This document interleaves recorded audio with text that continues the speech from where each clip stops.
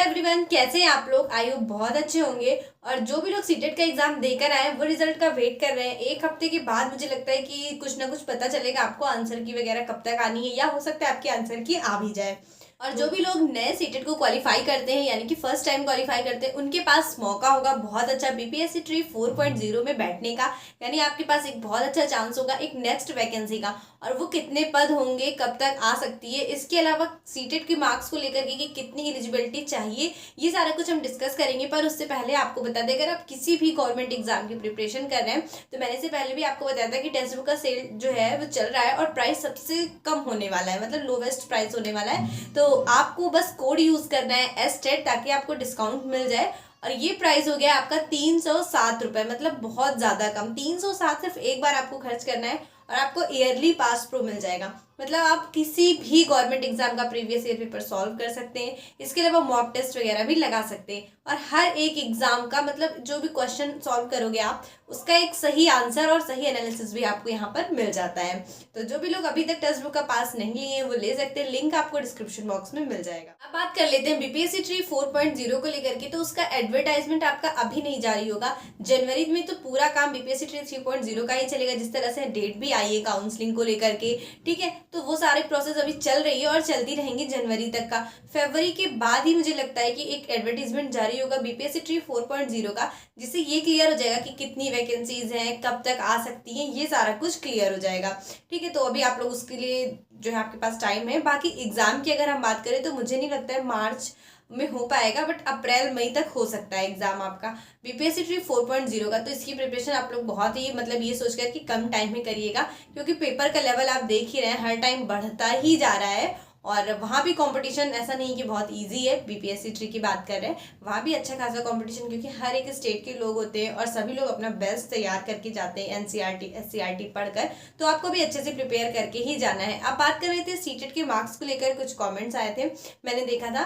तो सीटेट के मार्क्स में ये चीज़ें हैं कि अगर आप अदर स्टेट के, मतलब आप बिहार के नहीं है और किसी भी स्टेट के हैं, यूपी, झारखंड, मध्य प्रदेश, कहीं के भी आप हो, तो आपको सीटेट में 90 मार्क्स चाहिए। ये आपका एलिजिबिलिटी जो है क्राइटेरिया फुलफिल करता है, मतलब आपको सीटेट में 90 मार्क्स चाहिए। और अगर आप बिहार के हैं और आप रिजर्वेशन डिजर्व करते हैं, मतलब अगर आपको रिजर्वेशन मिलता है, आपकी सारी जो भी रिजर्वेशन के लिए जो भी क्राइटेरिया है वो सारा फुलफिल करते हो, जैसे ओबीसी, एससी, एसटी, ये सारा, तो उसके अकॉर्डिंग आपको वहाँ मिलेगी रिजर्वेशन। और 90 की जगह आपका 82 मार्क्स वैलिड होगा, क्वालिफाई होगा। और ओबीसी के लिए और एससी के लिए 75 मार्क्स है।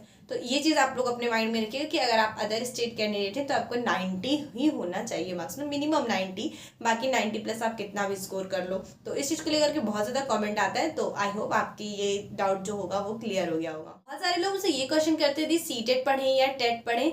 तो मैं आपसे यही कहूँगी कि अगर आप सीटेट क्वालिफाई कर लेते हो तो वो आपका यूपी में भी एलिजिबल रहेगा और अदर स्टेट के लिए भी एलिजिबल होगा। तो अगर आप अभी तक सीटेट क्वालिफाई नहीं कर पाए हो तो और आपका मतलब आने वाला सीटेट का एग्जाम, देखिए सीटेट के एग्जाम में कोई प्रॉब्लम नहीं होती है, वो आपका टाइम टू टाइम होता ही रहता है। एक एग्जाम कंप्लीट नहीं होता कि अदर एग्जाम की नोटिफिकेशन आ जाती है। तो सीटेट अगर आप तक अभी तक क्वालिफाई नहीं कर पाए तो आप कोशिश करिएगा, आपकी फर्स्ट प्रायोरिटी होगी कि आप सीटेट क्वालिफाई कर लें और एक अच्छा सा क्वालिफाई यानी कि पास वाला सर्टिफिकेट अपने पास सेव करके रख लें, ठीक है। क्योंकि बहुत सारे लोग पूछते हैं ना टेट पढ़ें या सीटेट, तो टेट के भी चांसेस नहीं कि कब तक होगा या कब तक नहीं होगा, ये सारी चीज़ें क्लियर नहीं है। बट सीटेट का क्या है कि आता रहता है, तो आप उसको क्लियर कर लीजिए और वो यूपी में भी और अदर स्टेट में भी वैलिड होगा। तो इसके लिए जो है आप सीटेट पे थोड़ा सा फोकस करिएगा।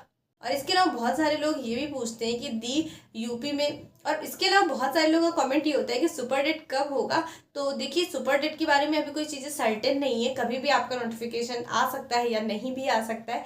इन सारी चीज़ों को लेकर के कुछ भी मतलब कंफर्म नहीं है। देखिए वेट करते करते साल के बाद एक साल के बाद दूसरा साल ऐसे बीतता चला गया और अभी तक कुछ भी ऐसा नहीं है कि हाँ यूपी में जो है सुपर डेट की वैकेंसी देखने को मिल सकती है या मिलेगी या कितने पद हैं या कुछ भी ऐसा क्लैरिटी नहीं है, क्योंकि बहुत सारे केसेस चल रहे हैं। अभी आपने देखा होगा 68,500 की जो भर्ती हुई थी, वो भी उसमें भी कुछ लोग कुछ जो पद खाली थे उसको लेकर के ऑर्डर आया कि हाँ उसको फुलफिल करो।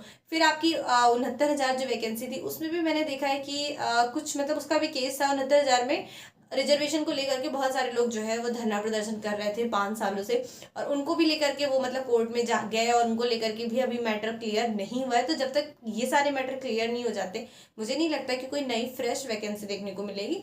तो अभी ये सारे मैटर ही सॉल्व हो जाए वो बहुत ज़्यादा इंपॉर्टेंट है। और इन सारे मैटर को सॉल्व होने में कितना टाइम लगेगा वो सिर्फ भगवान जानते हैं कितना टाइम लगेगा, और कोई नहीं। तो अगर आपके कोई और डाउट होंगे तो कमेंट सेक्शन में मेंशन कीजिएगा, और उसके बाद मेरी नेक्स्ट वीडियो देखिएगा, ताकि क्योंकि उसमें जो है आपके कमेंट के आंसर होते हैं। तो मिलते हैं आप लोगों से नेक्स्ट वीडियो में आप सभी के कमेंट्स के रिप्लाई के साथ।